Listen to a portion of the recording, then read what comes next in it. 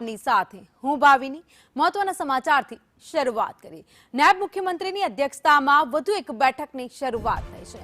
9 જિલ્લા એસપી સાથે રિવ્યુ બેઠક યોજાઈ।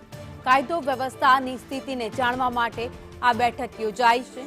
ગઈકાલે પણ 10 જિલ્લા એસપી સાથે બેઠક કરી હતી।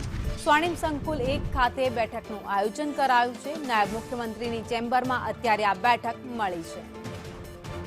તો રાજ્યમાં કાયદો વ્યવસ્થાની સ્થિતિ જળવાઈ રહે તે માટે સતત નજર નાયબ મુખ્યમંત્રી રાખી રહ્યા છે। વધુ અપડેટ સાથે સંવાદદાતા નિર્મલ દવે અમારી સાથે જોડાઈ ગયા છે।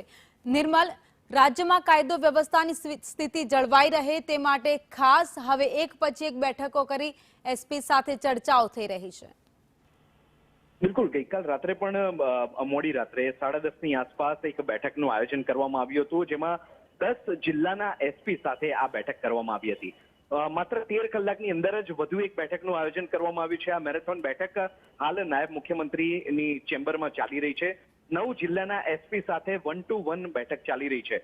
તમામ જિલ્લાના એસપીને 15-15 મિનિટનો સમય આપવામાં આવ્યો છે। તમામ જિલ્લાની સ્થિતિ જાણવામાં આવી રહી છે। તમામ જિલ્લામાં કાયદો અને વ્યવસ્થાની પરિસ્થિતિ શું છે તેની સમીક્ષા કરવામાં આવી રહી છે અને આનો આનુષંગિક નવા એસાઇનમેન્ટ્સ પણ તમામ એસપીને આપવામાં આવી રહ્યા છે। મૂળભૂત રીતે જોઈએ તો રાજ્યમાં કાયદો અને વ્યવસ્થાની સ્થિતિ શું છે તે અંતર્ગત સમીક્ષા બેઠક કરવામાં આવી રહી છે। ગતરોજ 10 જિલ્લા એસપી સાથે ચર્ચા થઈ અને આજે વધુ 9 એસપી સાથે ચર્ચા કરવામાં આવી રહી છે। આમ કુલ 19 જિલ્લાના એસપી સાથે બેઠકનું આયોજન કરવામાં આવ્યું છે। જી, આભાર માહિતી માટે।